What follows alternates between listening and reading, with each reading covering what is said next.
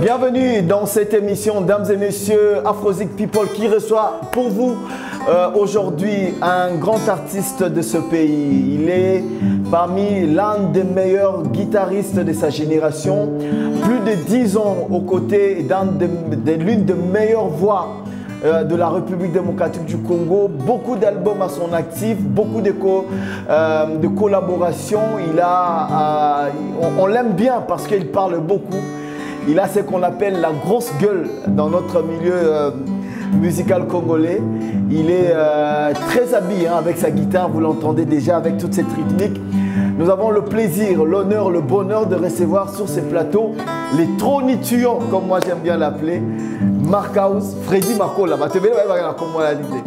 Markhouse, merci beaucoup. En tout cas, Bani n'a bien beau Markhouse, vraiment, mon ami. On est style Bani Balobag. Eh, Markhouse, on a porte-parole pour ça. Dans la tille, on a confusion au total. Il y a ça, le lot. Il faut que d'abord, tu es l'un des meilleurs guitaristes. Merci. Il y a génération Nabino.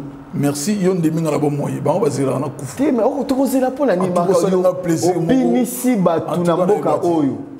Plus de 10 ans. Plus de 10 ans qu'on a bien sinon pas vu un biso ready à Missi. Voilà. On est contraté beaucoup na clip va dire biso de travail. Oui banara oui. Oui banité. Musale belega ba bombi. Voilà, mais côté chez pas les padres kunande pena. Kunande pena yo partager wifi donc il y a connexion partagée à wifi c'est code des athées donc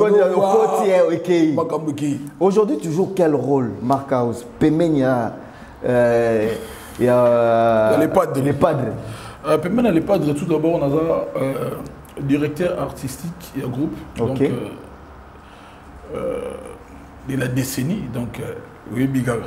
Nicolas, on comme la décennie. La décennie parce que dans ça, plus de 10 ans déjà, on a posté. Parce que Bisso est autant de orchestre, on a Bisso le roi politique. Je sais des nuances, la politique, à combler la orchestre. À autorité morale. Dans l'autorité morale, il y a le roi RDC, Sugo, Sengimbo, Kabo, Sala, élection.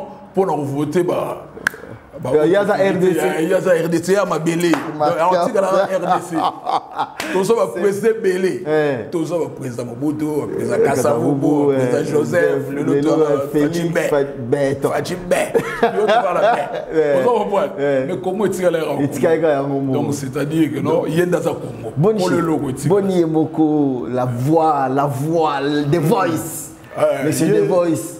Mais c'est des voix, Jésus de nuances pâles aujourd'hui. Monté ma aigle jaune, moi, ma Marie, ma caisse. Ah, ça qui tombe. D'où la lobby, les gars. Depuis hier, c'était. Le lobby, elle est catastrophique. Voilà. Donc, comment on y va, tout bazar, on a un bisou au Sakanati. Et puis, le gars te promettait qu'il va avoir aux meilleures chansons de l'histoire de la musique congolaise. Et la musique africaine en général. Meilleure chanson de l'histoire. De l'histoire. Opéra, on a pas bête en moté. Moutanga ça n'a Madiata. Ve Madiata. Kasi yango tala auto défenser. Madiata Madiata déjà dans la Père son âme, il y a la mystique. Donc est-ce qu'on a génération. On a micro qu'on a tala avec mon boutou, grand poète en tambola na. Abebi ça litoyi. Des fois. Sera bête ba monter wana bête monter ki. Donc kuna utu ya lego masekité siko aujourd'hui. On a génération oyo. Aye pinza donc sika ba ve Madiata.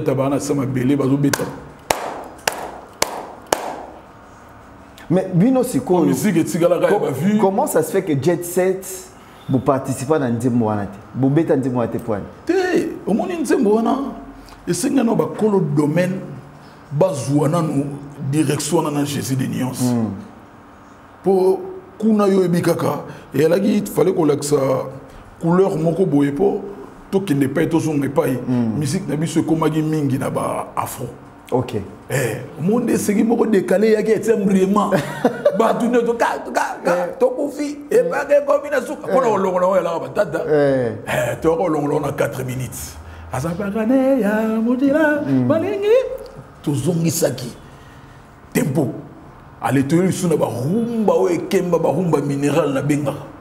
Batosu bachila mwina bazungaki siko tant afropé na mpepe na ngo fallait ko lookelo ko neutralisant c'est ça les mots qu'il convient neutralisant donc qui ça va qui dit ça le lobby na biso comme so mikolo afro so gagner tout le monde va continuer ba afro voilà au monde siko diversité pour ces actes totalement faut de louga va faire Madiata Onyati, pardonne-moi. Toki Magoto Mopanzi, Yango Mone Bimise, oh, Bakosa Rabiso, ah, boya. Mais avec beaucoup de polémiques sur les réseaux sociaux, quand même, faut le dire, hein, Marcaus. Moi? Non, pas toi, la chanson là. Et oui, je suis aussi parmi. Voilà. Je suis aussi parmi. Vous allez conscient que moi, je ne suis pas hypocrite. Voilà. Donc, ils ont champ de bataille. Voilà. Quand on a Goldberg, a tombé, mais on a mis tout le sous-titre. Tant que tu as raté, voilà. Non, mais c'est intéressant. Ouais. Moi, j'ai vraiment aimé Nenge Ferré. Il est allé vraiment en dehors, hein, à Makambo Bélé. Bon, même s'il y a eu beaucoup de polémiques sur moi, Aïmba qui français ont bien été, français ont mais bon. Mais on a quand même compris les Congolais sont toujours comme ça. Les Gaou, il est Gaou, et des Gaou. Aïmba français n'a accent. Na bango. Et voilà. Si on a vu ça, folk que tu l'as coupé, on dit français. On sentit donc qui m'en sait un message véhiculé comme. Mais vous, ça vous a pas gêné aux entourages, il y a Jésus des nuances, cette problématique là, polémique ou ça vous a pas dérangé?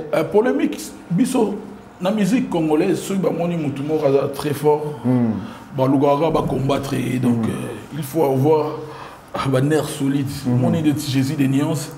Azam Moutumogo, Babouni c'est trop direct, battant à bande carrière solo et papa va n'importe quitter. Voilà. Donc nous sommes à la renforce. On a des lobbies. Bino batutu ba comme bongisa na père, batutu ba comme bongisa na vie, na de la forêt. Bino bongisa te. Ah. Si on a bêté le mot, est-ce que ça rentre bakala?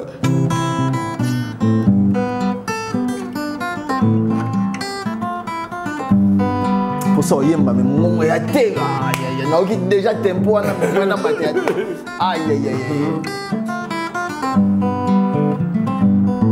Ce qui n'a qu'au seboto na yangiama. Ya bindenya bandaki le lonzambe à pambola. Il venait bien le départ. Comment ça va les bossos? Tout va comment qu'elle est pour nous.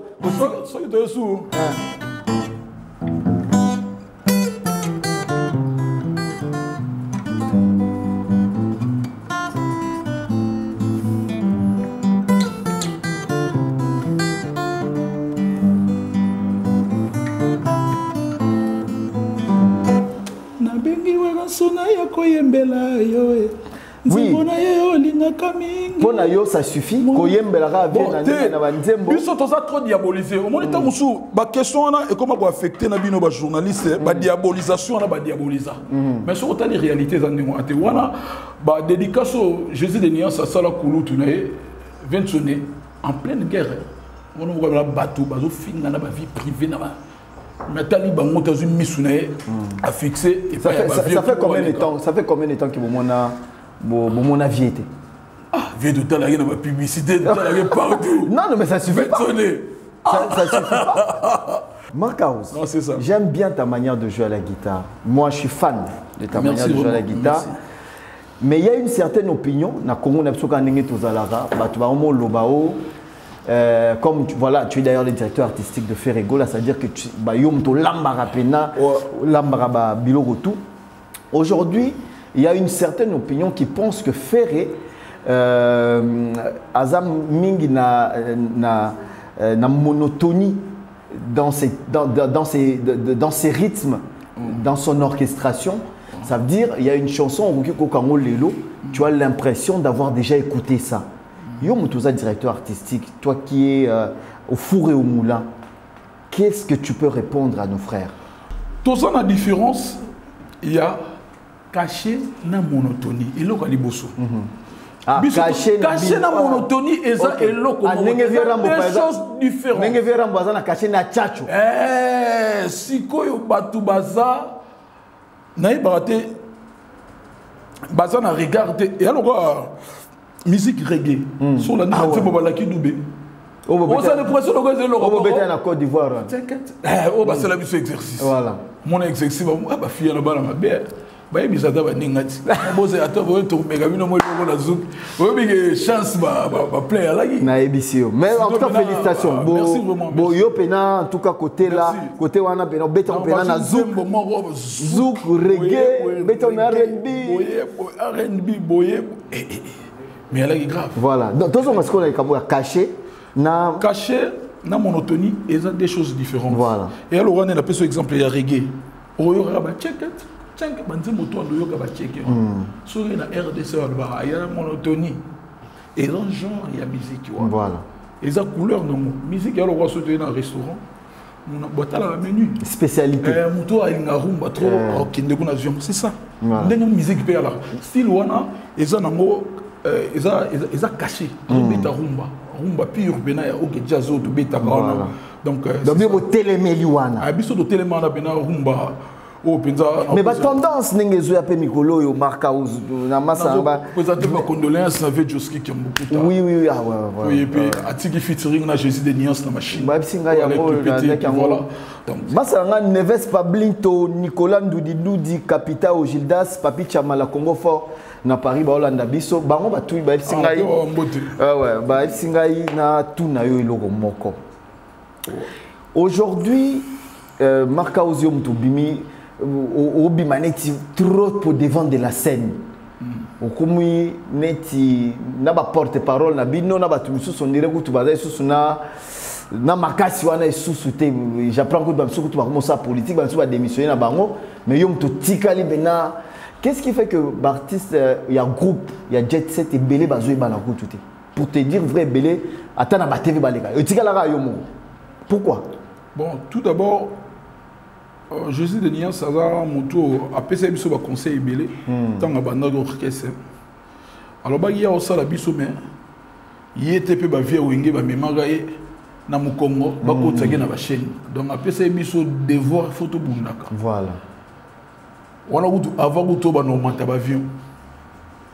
Tu yekola yinenge ya la costume faut que ne pas voilà. Body mo gende fata on sait pas si bengi gilen ndongala ba oda ndongala il ça fait na bino costa couleur carburant moi nini toilette na biloko wana avant biso moto ko la ne on sala ba valise et puis to komaki soki orchestre bimisi biso to leki après tout est chacun de nous il faut avoir le courage et rebondir l'orchestre mais les autres pourquoi ils sont le bandé le col a toujours un peu départ rébellé voilà. Nouvelle recrue au toujours une orchestre bon on a beaucoup de bien tant que bazota bandé pour l'album biso bato tsai bandé moto tsati bandé on a biso mususu yo kanze mono wala fautif oh ça au beta na Russie na Kremlin donc clip ya makasi na sala mena osu qui sont na mbanza qui sont par exemple Antoine Gonda moi étant ngo bandana bat babula ngo désert à Sahara mais na timbela ko mo bo yo mi ka mère chemise ko to kuta na Goma to sala ngo na ba 6h ba 6h 5h ça ko lo fu ma le padre là déjà image wana pesa lo la on dirait to batu bandima qui na Goma Yo, tu joues quand même un rôle et puis même il y a tu as une stratégie à tu t'es prêt stopper ta combat il y a pas de mystique asa mystique dans la clip là il y a tapé sa conception il y a un moment donné ce qu'on précipé à téléméno Marcaus bana banda qui nzembo na nga tsaba idée personne n'a dit idée dans la clip yo mo ngolo on a clip comme na suka a personne n'a idée dans la clip bon presque idée na nga bon na fono na volant na zufi moi mannequin na la toute une agence mogo na binga to yene na voiture tant tozo ya na eto kiti alenga na kiti siko na fungoleli portière fille kiti na kiti sie après na fungoli guitare na ngane na fungola idée na ngela ra moko voilà mususu e moko na kiti ba siko elle a idée moko ya suka idée dernière mais elle go banda la clip donc ndenge banda bo banda idée on la pesa donc ba nouvelle recrue comme tu viens de le dire là Bango pe barocha bandemo na album. C'est que il y a deux, apparemment il y a deux albums. Tout ça Harmonie, tout ça na Dynastie. Donc Harmonie est album nanga ben album international te pour toujours bébé ça bato batala biso bitu que sur yemi na français nenze bonne comme international. Na pesa par exemple Inosbi Opé Mbappé ça yo. Et Kenda, rien à voir. Lingala, rien à voir. Complexe wana bando yela biso wana ezala na ya moté. Na loba bato mona réalité nga pesa nga raison après 5 ans, 6 ans ou de là. Neti na mbeli kolo wa pesa raison le kamuni. Ba pesa nga na ebisa batu que non, tout d'abord Lingala musique et musique tu bénéficies de la mélodie toti Abidjan Ivoirien zoyemba Zimba Polo Santa Salano qui professeur Polo Santa kokite mokumba o kabela linga les autres tenga baka ndebiso de mélodie na munoko yoki. Donc pour vous côté la langue c'est pas un problème. C'est la mélodie, belle mélodie. Voilà, naba seben. Naba seben comme ça la chou et puis voilà. Na pesi mbote na JB Kumaluta na Dallas, Azota Labiso, merci beaucoup. Merci à Guilain Maïndou, le mannequin de Paris. Mannequin de Paris, Guilain Maïndou. Ah, partout. Guilain Maïndou, deux fois, mannequin de Paris. Salutations à Willing Kossi. Bienvenue Vangasele, merci de nous suivre depuis Paris. Merci à Jean-Sim Bonzo ainsi que à Aimé Bidoche Autoroute. Merci beaucoup à 3 Vinim Pella, les trépieds numériques. Donc, album Mezo Bio chanté. C'est bon. Non, c'est tout. Mais dans le dans ça, la système Ali Kelemba. Que non. Il y a des leaders personne qui sont invités dans 4 si on est dans la bénédiction tu es appelé à lumière non c'est-à-dire tout ça c'est Malik Kelemba album aux 4 personnes album d'accord 4 personnes donc il y a beaucoup idéologie mon et puis le même album moi Jésus de Nias Pepe si ancien collègue naé Banzimbo oui j'ai vu que tu allais la Bill Clinton en pleine scène j'ai vu à Bianiati c'est bonilo comment ça Macintosh à Sakani en tout cas mais c'était bon quand même le concert. Après beaucoup de temps, Bobeta Kala, quand même, qui là? C'est la même ligne. Tu as un contrat. Oui, même ligne. Deux fois. Si on a toujours un contrat à Côte d'Ivoire, Côte d'Ivoire, on peut bien beaucoup Côte d'Ivoire. Après, comme au concert, on va annuler. Après, comme qu'est-ce qui s'est passé? Raconte-nous un peu. Nous remercions les padres pour Ngouya et puis na force bon. Na mon étoile pe bande rebelle balé les bandes concert au batel le match à Léopard na mon réel biso c'est-à-dire au mon apena ba supporter Aimana bazolanda il y avait Fibo kuna ou bien voilà kuna ou bien partout na ba réseaux sociaux et continue ba sala nzambe ba au modire concert botala so concert ale beta so ke beta tukanga bo monanga na utika elo esika ngale longe olongwa na koma bela lo passer Marcelo Metiola comment bela lo passer Marcelo Tinelo.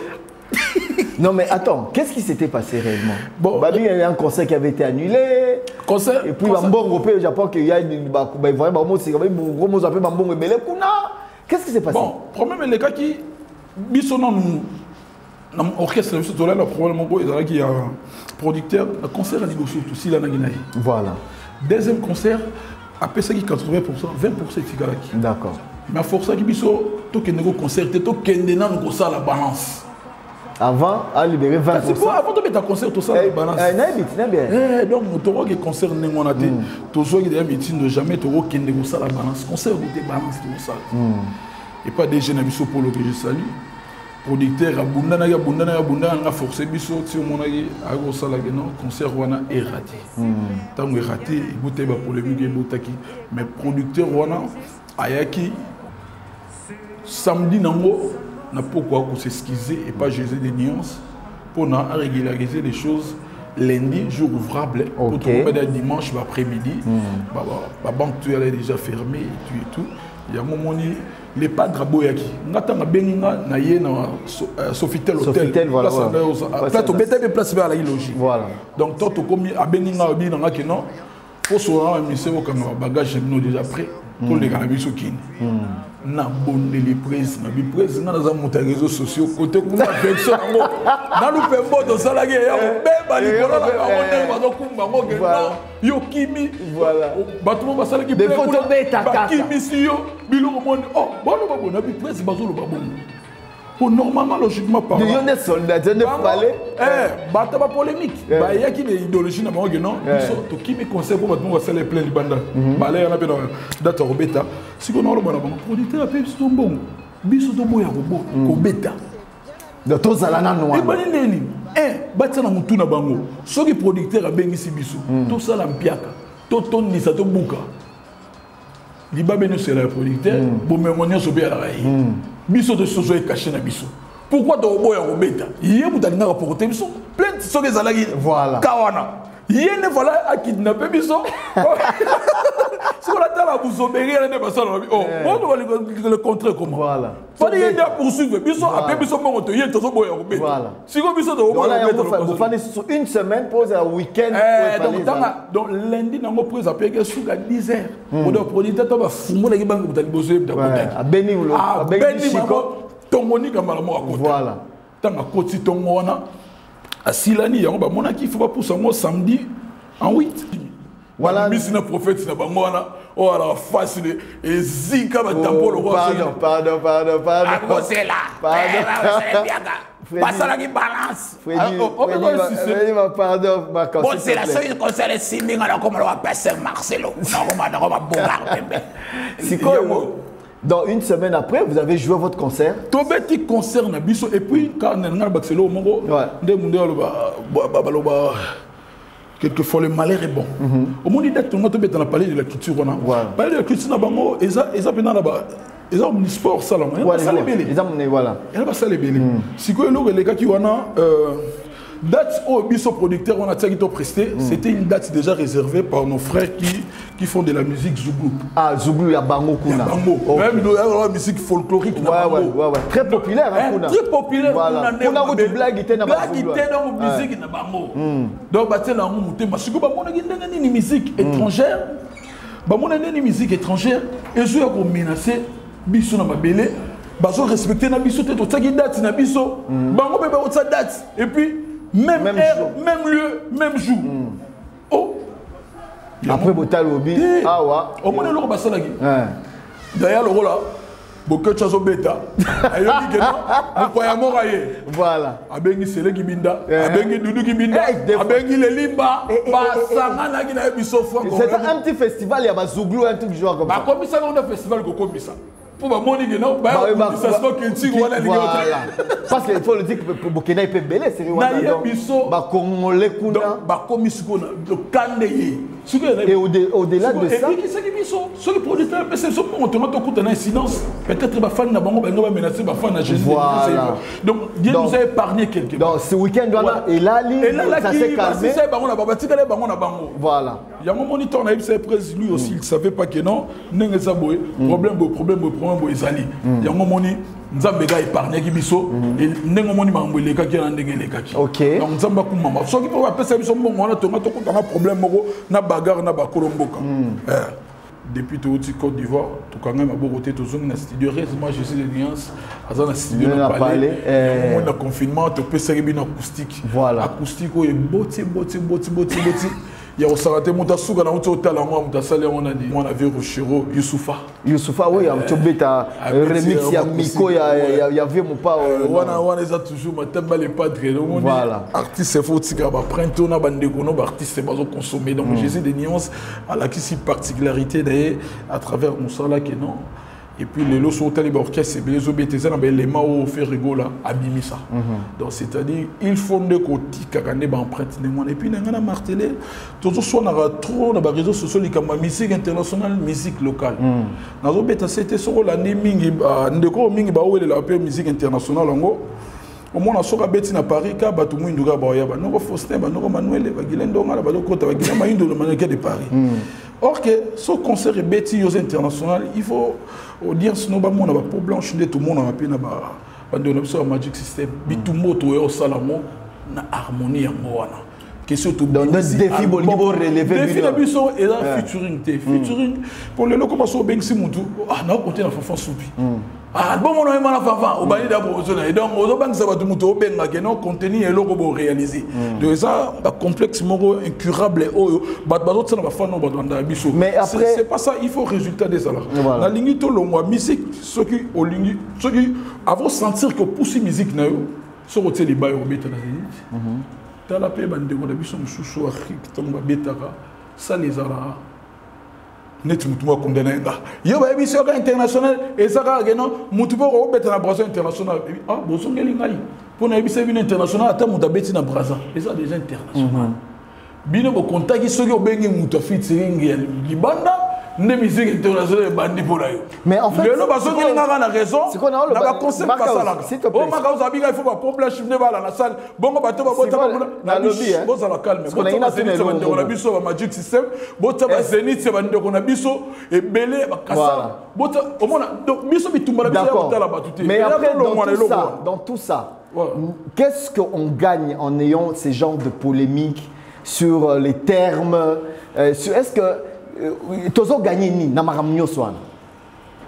Na makambo polémique on gagne quoi nous le peuple congolais? Tozo gagné ni. Au lieu de pousser Baptiste na biso, to soutenir bango to somba na bango na ba stream, total na bango na ba YouTube, ba kende liboso, mais on passe le temps beaucoup dans ces combattre Baptiste c'est ça et là au moko boyeza il faut que pexango bolo baka comme on va merci YouTube. Voilà. Biso sur toi na style mongoso bo sentir artiste c'est moi très fort, il faut beaucoup combattre donc moni batu vraiment ça la pinza a futa ba chroniqueuse a futi chroniqueuse a futi bena chronique fuati pour fuati bazali. Ah tu n'as pas gauche nani ni balo biyo na yo leki be solo et so la mais je pense que au CPL quand même une émission tu es professionnel un queen flamme merci en tout cas c'était un plaisir de partager ce plateau avec toi. Donc au monde en la tête prochainement il y a ça je dis non story au talaye et ça la bien ma casse toyo quand moi quelques extraits il y a harmonie en exclusivité moi guitare yo pembeni palo la to bika yaza kumukonzi kotwana côté koyemba il est très fort merci beaucoup ngape na mexina si ça la liste na ngana les véritables codes d'Amboka Costa couleur bon séjour à Kinshasa na maître Teddy Matadi bon séjour na Guilaine Ndonga maillot fort azana kisasa bon séjour na ngali susu na bakisa Ervin Siangana auti Atlanta azana biso bon séjour sous na Guy Massamba autrement Guy Fumonzi les gars grands prêtre azapé na mabélé en tout cas au mbo na bino ne boya otala boye sala kitoko makasi Guilaine Mayundu le manqueur de Paris yo yebi ndenge zalaka Béra de le prince des amonda milliardaire en euros azotala Kim Jong Bambote ya trop na ko pesa mbote na Yannick Kayenga monnaie invisible yebisa Naomi la perle rare Mamoudou Kenega ndenge zalaka ne chapine du plein de grâce Lasconi Mbunza azotala nga Lilimboui El Madre na ko pesa mbote donc Sylvie Ndaya depuis Dubaï azotala nga bambote trop et pas naie Freddy Mouchipai les grands artistes c'est pas azotala nga côté à comédie kuna voilà tout bazuli bakor landa Kim Jong et Mère Jeanne Ndoki depuis London et puis couple idéal Mimi Lolo Motema il y a Boss Babimbi lumière de Birmingham na Guillet Ndongala, Roda, Ndongala. Merci beaucoup. Merci encore une fois, dames et messieurs, à vous qui avez suivi cette émission Afrozik People, ici sur cette chaîne qu'on vous invite à suivre. Abonnez-vous, soyez nombreux à partager, laissez un commentaire. Contactez-nous sur notre numéro WhatsApp, on pourrait être en contact. Faites vos critiques comme il le faut. Dites-nous ce qu'il faut qu'on change pour qu'on continue à vous rendre des bons et loyaux services. Portez-vous bien. Merci d'avoir été fidèle à ce programme. Restez sur cette chaîne. On se retrouve très prochainement avec le même plaisir. Bye bye.